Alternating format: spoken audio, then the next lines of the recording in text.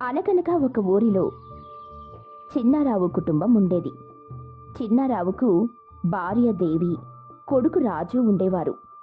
చిన్నారావు తనకున్న కొంత పొలంలో వ్యవసాయం చేసుకుంటూ కుటుంబాన్ని పోషించేవాడు. దేవి, ఏం చేయాలో అర్థం కావటం లేదు. ఈ సంవత్సరం పొలంలో విత్తనాలు వేయటానికి అప్పు చెయ్యాలి. ఒకవేళ అప్పు చేశాననుకో, పంట చేతికి రాకపోతే ఇంకా అప్పులు పాలవుతాం. మీరు చెప్పింది నిజమేనండి, కానీ ముందేం జరుగుతుందో తెలియకుండా మనం ఊహించుకోవడం కూడా మంచిది కాదు. ఇంకా మనకి ఏ దారి లేదు అప్పు చేసి విత్తనాలు కొనడం తప్పించి. మొత్తానికి దేవుడిపై భారం వేస్తే అదృష్టముంటే పంట చేతికొస్తుంది, లేదంటే మన దురదృష్టం అనుకోవాలి. సరే దేవి, ఏదైతే ఏమైంది, ధైర్యంగా ఒక అడుగు ముందుకేస్తాను. ఇంతలో అక్కడికి వచ్చిన రాజు, నాన్న, ఈరోజు మా బడి పంతులు గారు నన్ను మెచ్చుకున్నారు. దేనికో చెప్పుకొచ్చుద్దాం. దేనికయ్యుంటుంది? బాగా చదువుంటావు, అందుకే మెచ్చుకొని ఉంటారు. ఏంటి నాన్న ఇంత ఖచ్చితంగా చెప్పేశావు? నేనే చెప్తామనుకున్నాను. నా కొడుకు గురించి నాకు తెలీదా? చెప్పు. నేను పడ్డ కష్టం అంతా నీకోసమేరా. నువ్వు బాగా చదువుకోవాలి, మంచి ఉద్యోగం సంపాదించాలి. సరేనా? సరేనన్నా. ఇక చిన్నారావు ఆ ఊరి జమీందారైన రాఘవయ్య దగ్గర, నాకు కొంత అప్పు కావాలయ్యా. అప్పు ఇస్తాను, కానీ సమయానికి వడ్డీతో సహా నాకు చెల్లించాలి. సరేనా? సరే అయ్యా. నా గురించి తెలుసు కదా, ఎవరికైనా అప్పు కావాలంటే వెంటనే ఇస్తాను, కానీ అప్పు సమయానికి తీర్చకపోతే చక్ర వడ్డీతో సహా వసూలు చేస్తాను. అంతవరకు తెచ్చుకోనయ్యా, మీ అప్పు తీర్చేస్తాను. అలా చిన్నారావు రాఘవయ్య దగ్గర అప్పు తీసుకుని విత్తనాలు కొని పంట వేస్తాడు. దేవి, నాకు చాలా భయంగా ఉంది. భారీ వర్షం పడేలా ఉంది. నాకు కూడా అలానే అనిపిస్తుంది, కానీ ఇప్పుడు మనం ఏమీ చెయ్యలేము. దేవుడికి దండం పెట్టుకోవాలి.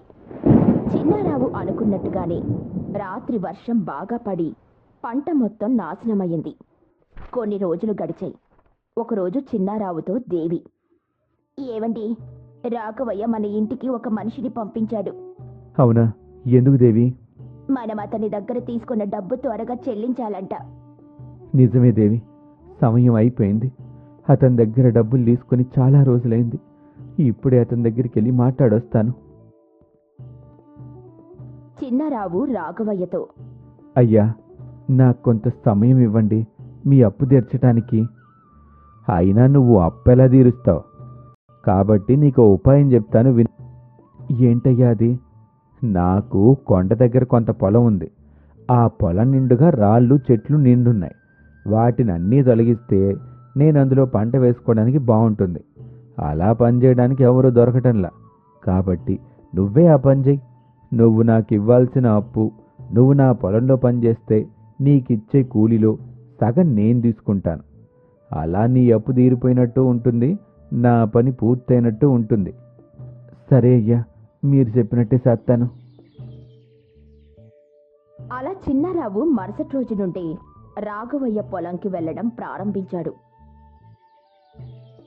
ఒకరోజు రాజు చిన్నారావుతో, నాన్న, ఈరోజు నాకు బడిలేదు కదా, నాకు ఊసిపోవటం లేదు.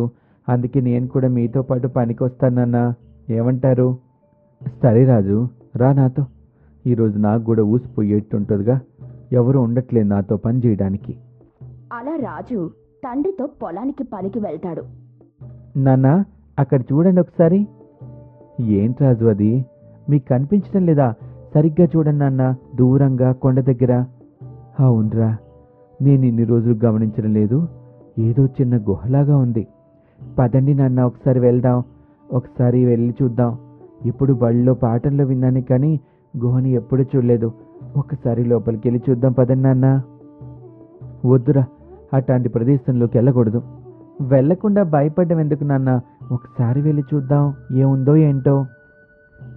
అలా రాజు చిన్నారావు ఇద్దరు గుహలోకి వెళ్లారు. నాన్న, అక్కడ పెట్టి చూసారా ఎంత పెద్దగా ఉందో? అవునరా, దాని మీద ఏదో రాసుంది. నీకు చదువొచ్చుగా, ఓసారి చదువు. అదేంటో చెప్పు. ఇది ఒక అదృష్ట దురదృష్ట పెట్టి. దీన్ని తెరవాలనుకుంటే పక్కనే ఒక రాయి ఉంది, దాని దగ్గర తాళం ఉంటుంది. దాంతో తెరవచ్చని రాసింది నాన్న. ఆ, ఉండైతే నేను వెళ్ళి చూస్తాను. నిజంగానే ఉందిరా తాళం. ఉండు చూద్దాం ఏముందో. రాజు ఆ పెట్టె తెరిచి చూసేసరికి అందులో ఒక పుస్తకం ఉంది. ఆ పుస్తకంలో ఈ పెట్టెలో కొన్ని నాణేలున్నాయి. ఎవరు ఈ పెట్టె తెరిచారో వాళ్ళు ఈ నాణెంతో ఒక మంచి పని చేస్తే వాళ్ళకి అదృష్టం కలిసొస్తుంది. ఎవరైతే ఈ నాణెంతో స్వార్థంతో ఉపయోగించుకుంటారో చెడు జరుగుతుంది అని రాసి ఉంటుంది. అందుకేనా ఈ పెట్టి మీద అదృష్టం దురదృష్టం అని రాసింది? సరే అయితే ఈ నాణాలతో ఏం చేద్దాం?